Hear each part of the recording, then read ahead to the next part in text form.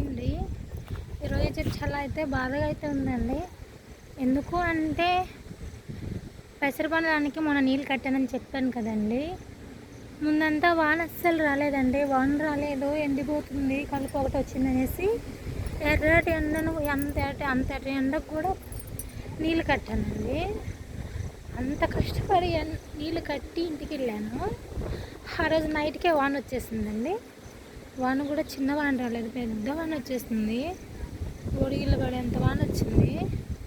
ఆ వాన రావడం వల్ల పొలం అయితే చాలా వరకు కర్రలు అయితే చనిపోయాయండి. నేను మొన్న వచ్చినప్పుడు చూశాను, లేవు, ఆ రోజు బాగున్నాయి.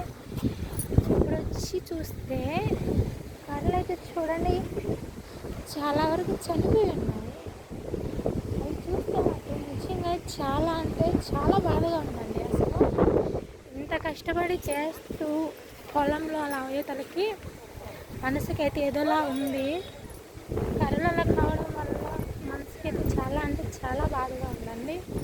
దానికి తోడు ఈరోజు కూడా మళ్ళీ మబ్బులు ఎక్కిపోయాయి, బాగా గాలి తోలుతుందండి. అవున్న 2 కర్రలు కూడా ఏమైపోతాయి అని భయంగా ఉంది. చూడండి ఎంత పతలా అయిపోయాయో, అక్కడంతా చనిపోయాయి. అక్కడ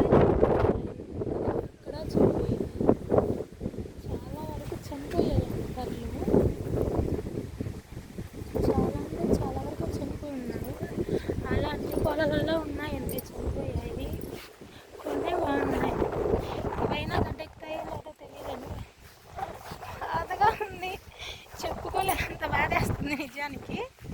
మళ్ళీ ఇప్పుడు గాలి మళ్ళీందండి, మళ్ళీ ఆడ వానొస్తుందో, మళ్ళీ ఆ ఉన్న కర్రలు కూడా ఆడ చనిపోతాయని భయంగా ఉంది. ఎందుకమ్మా అంత బాధ, మామూలే కదా అంటారేమో. ఎందుకు అంటే చేతవ్వక తెలిసి తెలియక 10 మందిని అడిగి ఎలా చేయాలి, ఏం చేయాలి, ఎప్పుడు ఏం చేయాలని 10 మందిని అడిగి ఎంతో కష్టపడైతే పొలం పెడతాం కదండి. దాంతో అంత అసలు ఎలా చెప్పండి, ఎలా చనిపోయినాయో చూడండి. అసలు ఎంత బాధ. నిజం చెప్పాలంటే ప్రతి రైతు ఇలాగే బాధపడుతున్నాడండి.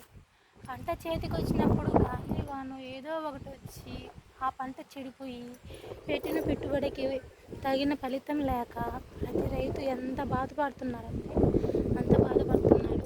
దేవుడి దయ వల్ల గట్టెక్కిందిలే, పైరు బాగుందిలే అనుకునే తలకి ధరలు లేక ఒకవైపు ఏదో ఒక రూపంలో రైతుల కష్టం అనేది వస్తుంది. ఎందువల్ల తెలీదు. రైతే రాజు అంటారు కానీ ఆ రైతు పడే బాధ ఎవ్వరికీ అర్థం కాదు. పంట దేవుడి దగ్గర గడ్డెక్కిందంటే బేరాలు ఉండవు, లేదా వానగాలు చైనా చెడిపోవడం, ఇలా